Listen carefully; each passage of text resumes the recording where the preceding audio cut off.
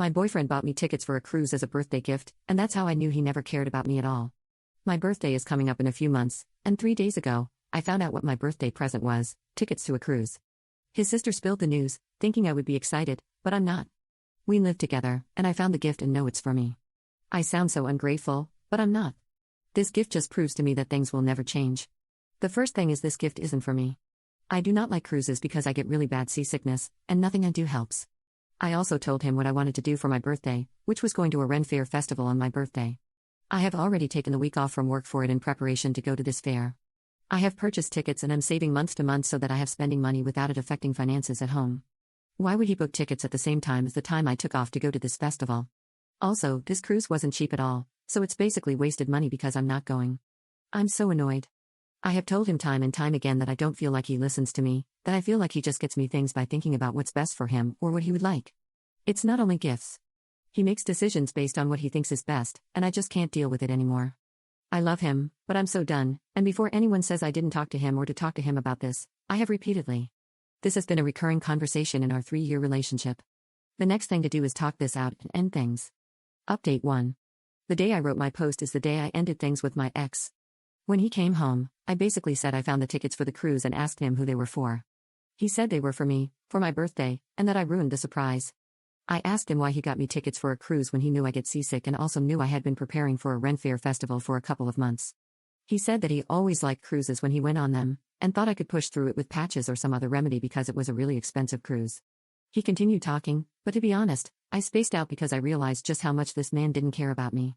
He brought cruise tickets, completely disregarding what I had planned, how I would feel, and what I wanted to do, all because he liked them. Like, forget my birthday, forget what I want, forget how sick I get. He likes cruises, so we should do that. I think he realized I wasn't speaking or excited because he asked me what was wrong, and I broke up with him. He was shocked and angry and asked why.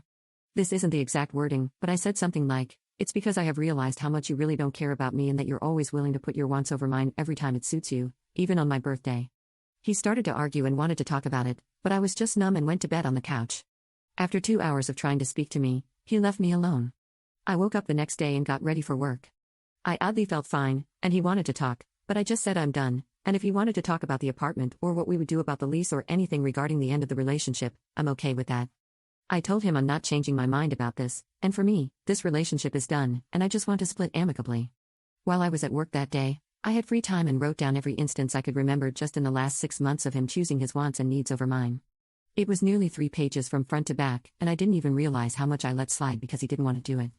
When I went home and he tried to talk again, I gave him the list and explained what it was, and he left me alone the rest of the second night. He's still not accepting the breakup.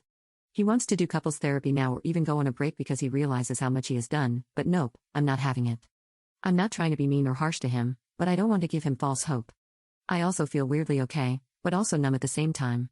What I have to deal with now is breaking the lease, which he isn't willing to do because he thinks we can move past this. So, I'm going to talk to the leasing office and see my options. At least I have my birthday to look forward to as I deal with a relationship ending and having to find a new place to live. Update 2. So, I don't even know what to say about the past 2 weeks since I last posted. I had hoped to do a real quick update, saying I was good, out of the lease, and found a place, but I can't say that. First, the leasing office offered me a way out of the place, and it's really expensive. We have 4 months left, and there is no way I could afford to break this lease, find a new place, move, put down a deposit, and everything else that comes along with moving.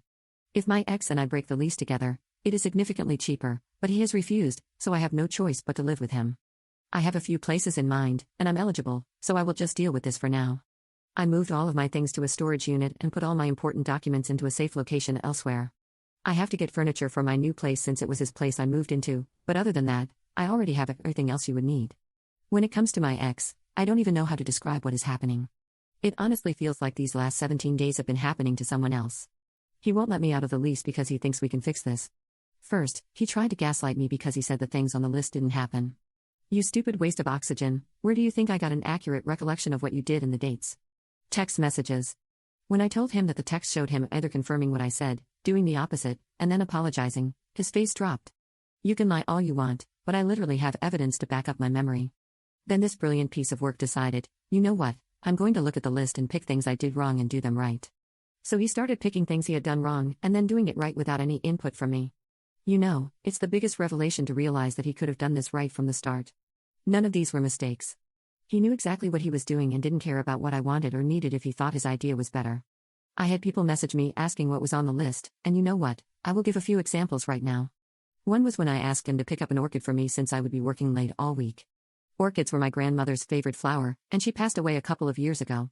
Sometimes I really miss her, so I get some of her favorite flowers, and having them around really helps my mood.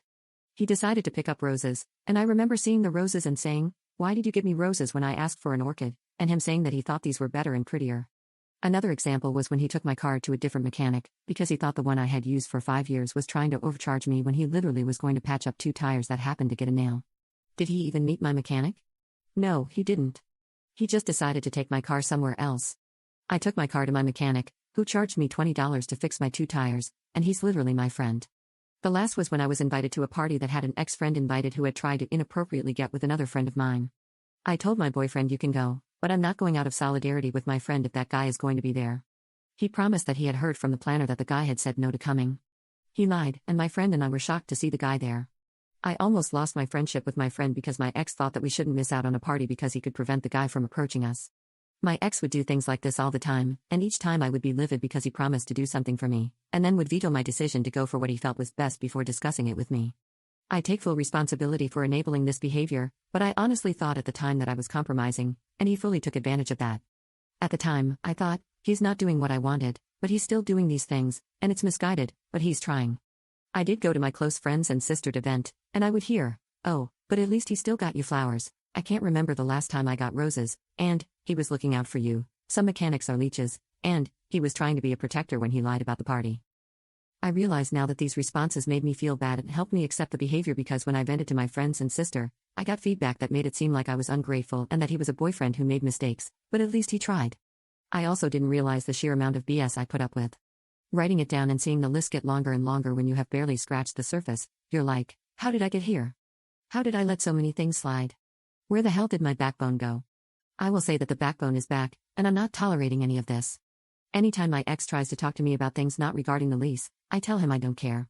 He keeps asking why I'm fine, and honestly, I think a part of me checked out a long time ago, grieved this relationship, and that part was waiting for the rest of me to catch up, and I have.